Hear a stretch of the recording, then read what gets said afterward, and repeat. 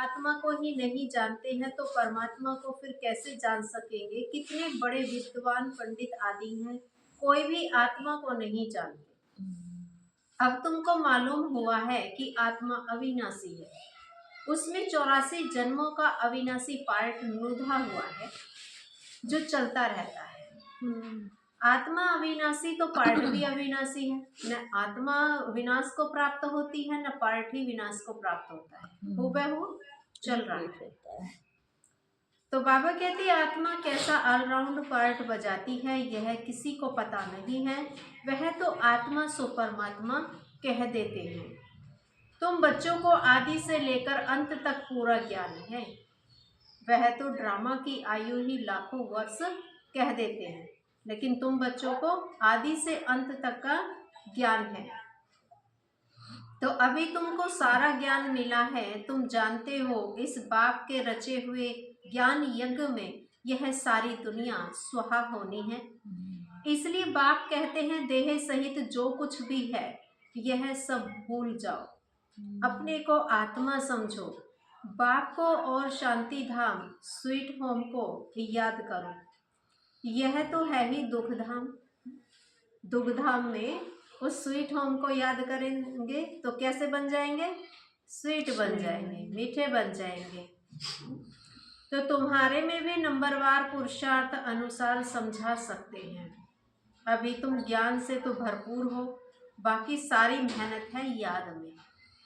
जन्म जन्मांतर का देह अभिमान मिटाकर देही अभिमानी बने, इसमें बड़ी मेहनत है।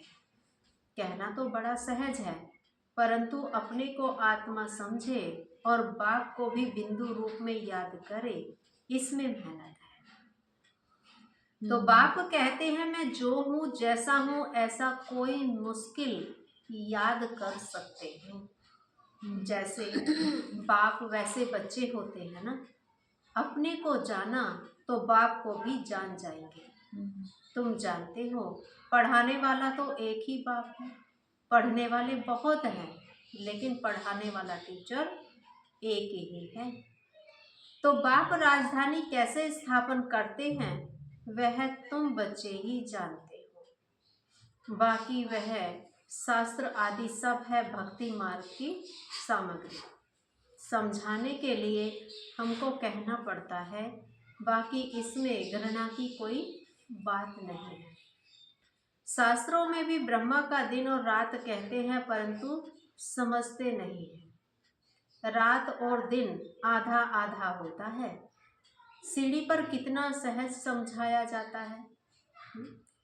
तो अज्ञान में क्या होता है, जब अज्ञानता में आते हैं तो रात, और ज्ञान बुद्धि में है तो फिर क्या होगा, आधा कल्प क्या चलेगा, दिन, उसकी प्रारब्ध। तो इसलिए कहते हैं बाबा सीढ़ी में भी कितना समझाया है ना। तो मनुष्य समझते हैं कि भगवान तो बड़ा समर्थ है, वह जो चाहे सो कर सकते हैं, लेकिन बाबा कहते मैं भी ड्रामा के बंधन में बंधा हुआ हूँ। भारत पर तो कितनी आफतें आती रहती हैं, फिर मैं घड़ी घड़ी आता हूँ क्या? मेरे पार्ट की लिमिट है। जब पूरा दुख हो जाता है, होता जाता है, तब मैं अपने समय पर आता हूँ, घड़ी घड़ी नहीं आता हूँ, नहीं तो आफतें तो बहुत आती हैं। तो बाबा कहते हैं 1 सेकंड का भी फर्क नहीं पड़ता है। ड्रामा में हर एक का एक्यूरेट पार्ट लिखा हुआ है। यह है हाईएस्ट बाप की रियनकार्नेशन। फिर नंबरवार सब आते हैं, कम ताकत वाले। तुम बच्चों को अभी बाप से नॉलेज मिली, तो तुम विश्व के मालिक बनते हो, तुम्हारे में फुल फोर्स की ताकत आती है।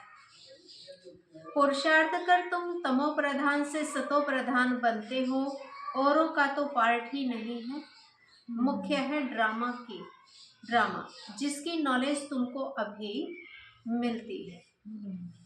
तो बाकी तो सब है मटेरियल, क्योंकि वह सब इन आँखों से देखा जाता है। वंडर ऑफ द वर्ल्ड तो बाबा है, जो फिर रचते भी स्वर्ग है, जिसको हेवन पैराडाइज कहते हैं। उनकी कितनी महिमा है।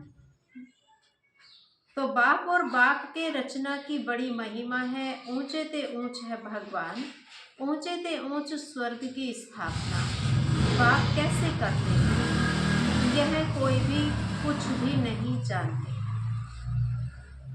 तुम मीठे मीठे बच्चे भी नंबरवार पुरुषार्थ अनुसार जानते और उस अनुसार ही पद पाते।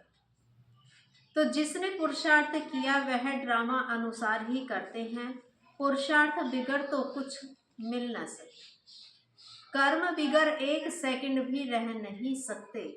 वह हठ योगी प्राणायाम चढ़ा लेते हैं, जैसे जड़ बन जाते हैं लेकिन अंदर पड़े रहते हैं। ऊपर मिट्टी जम जाती है, मिट्टी के ऊपर पानी पड़ने से घास जम जाती है, परंतु इससे कुछ फायदा नहीं।